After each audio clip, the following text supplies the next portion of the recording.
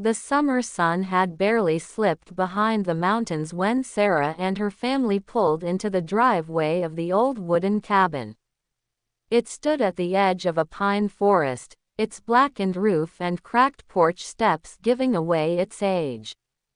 Her father had rented it for their week-long summer vacation, assuring everyone it was rustic but charming.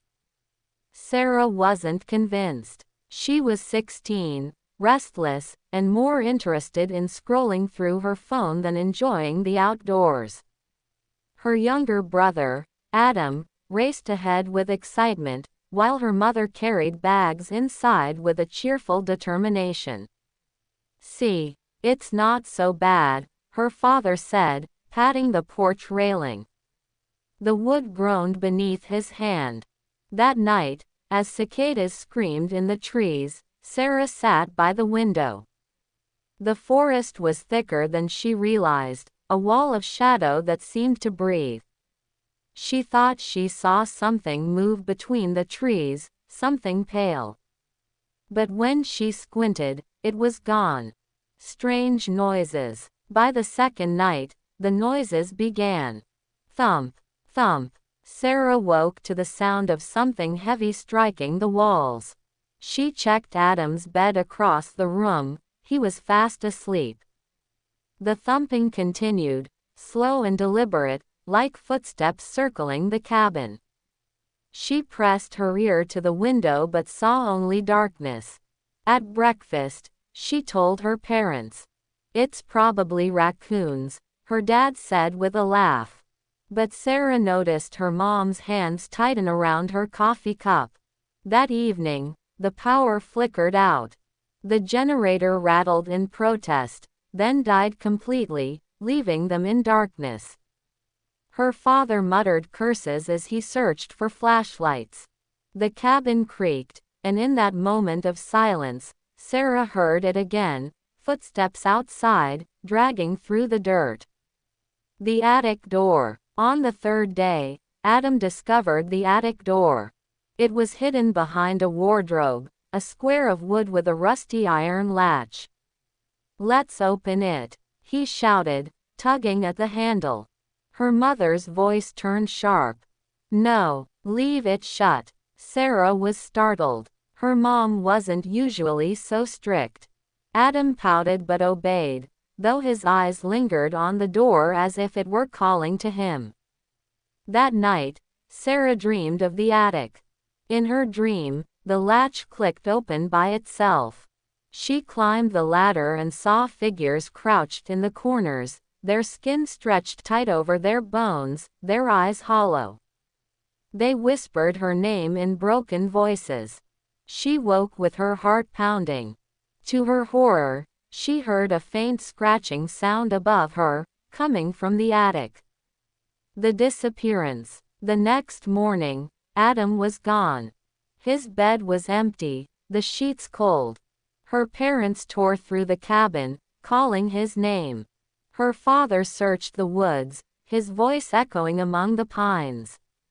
Sarah stood frozen in the hallway, staring at the attic door.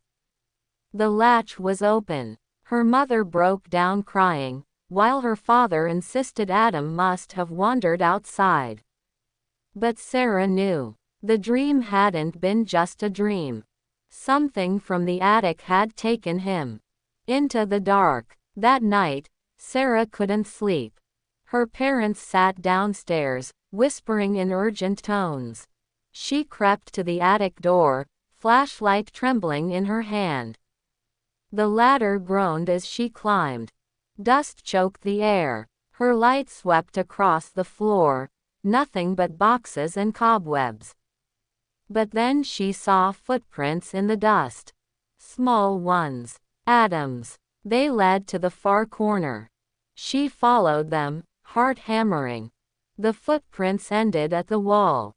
No door, no exit, just solid wood. But as she pressed her hand against it, the wall shifted, soft as fabric. A whisper rose from the other side.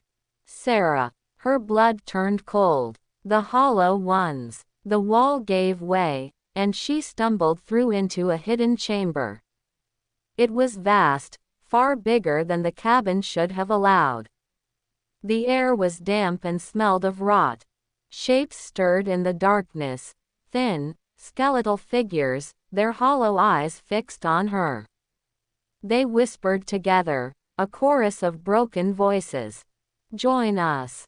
Join us!" She saw Adam standing among them.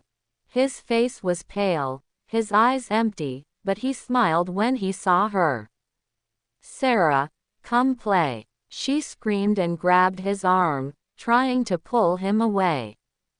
But his skin felt strange, like paper about to tear. The figures closed in, their hands reaching. Her flashlight flickered and died. Escape. Suddenly, strong arms yanked her backward. Her father. He had followed her. He dragged her out of the chamber, kicking the attic door shut behind them. Her mother nailed the latch closed with shaking hands. They could still hear the whispers on the other side, faint but relentless. Adam was gone. The final night. They didn't sleep. Her mother clutched a cross necklace, muttering prayers. Her father kept an axe by the door. Sarah sat by the window, staring into the woods, her body trembling with shock. Just before dawn, the footsteps returned. Not around the cabin this time, but inside. The boards creaked as if someone were walking through the halls. Sarah's father raised the axe, but when they turned the corner, no one was there. Only Adam's voice, soft and hollow. "Why did you leave me? The cabin remains." When morning came, they fled. They didn't take their bags, didn't look back. They drove until the cabin was only a memory behind the trees. But Sarah knew it wasn't over. At night, back in her own bed, she sometimes heard it again. Thump, thump, as though the hollow ones had followed her home.